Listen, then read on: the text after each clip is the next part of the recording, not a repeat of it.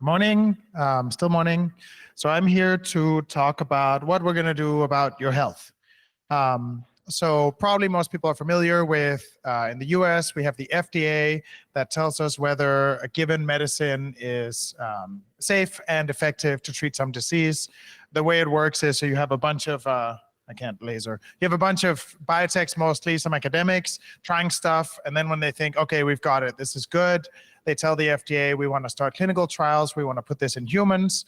And then they go through 3 phases of clinical trials involving a few thousand people. It takes a long time, maybe a decade, costs a lot of money, hundreds of millions. And then at the end, we know whether this thing works or not for some disease. And that works about 10% of the time. And so the way this is set up is when you go and say, hey, we want to test this, you say, I want to see if this drug is going to be effective to stop heart attacks or something, but like one specific clinical endpoint. And so right now in the history of the FDA, meaning the history of the US, meaning correlated with the history of humanity, we've approved about 1,400 drugs. There's a lot of diseases, thousands. So we're not like on track to have treatments for all diseases by the end of this decade or the end of this century. However, maybe we're in luck or unluck that a lot of the diseases that we're trying to treat actually have something in common. They happen more when you're old. In fact, the number one risk factor for most of the sort of leading causes of death in the US is your age, and it goes up sort of exponentially.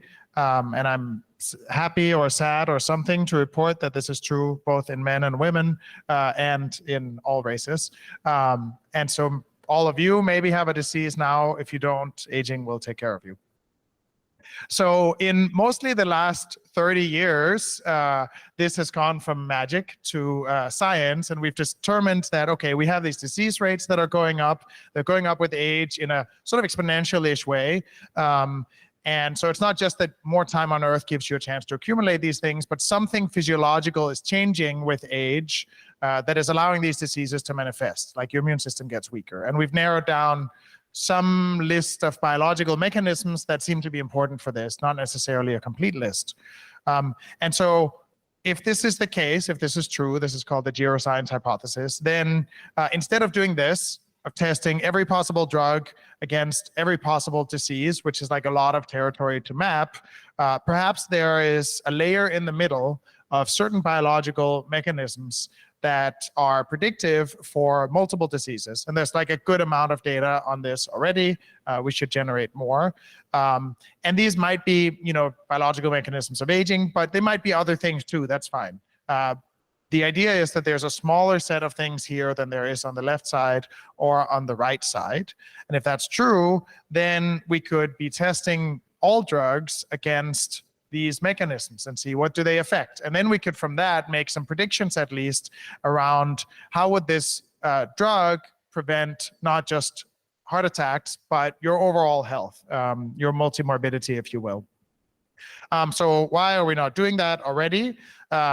This is a longer conversation, but I would say the main barrier right now is sort of technical. So if we think about your mitochondrial function or some other example of this biology, if I take a mouse, I can probably measure that, but the mouse dies in the progress. That doesn't work for clinical trials.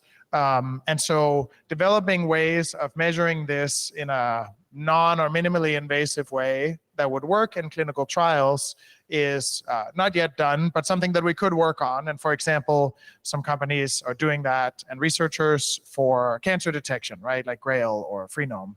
And so it seems like this is sort of within the realm of we can imagine how we would do this.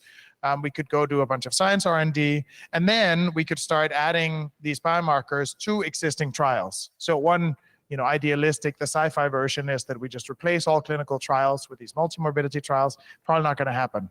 Entrenched interests and all this kind of stuff. But what we could do is we could just take the trials that are already happening, add additional assays as not the early in the beginning, the FDA endpoints for these trials, but as things we're measuring on top, which would add on the order of like 1 or 2% cost to the trials. And then we could start to both get data on different drugs, where they might be applied. Even if the original trial fails, you might get an indication that there's another disease where it would work. Also, you would start to map out additional sort of predictors of when this biomarker of senescent cells or whatever changes. Do you see more or less incidence of certain diseases? And maybe sort of blue skies thinking, we would also, in doing so, start to shift how we think about disease. And so back to the title, sick care to healthcare. Right now, it's really, I feel bad, I'm tired, go to the doctor. They say, well, your heart's broken. Go to cardiologist. Cardiologist looks at the ring of things that are like relevant in cardiology and says, 5 seconds. I'm going to give you this drug. It's going to fix your heart. I don't know what else is going to happen. Maybe you'll throw up. And then we're just doing whack-a-mole, because when you're old, you have all the diseases. Instead, how do we promote health broadly and just take pills that make us better? Thank you.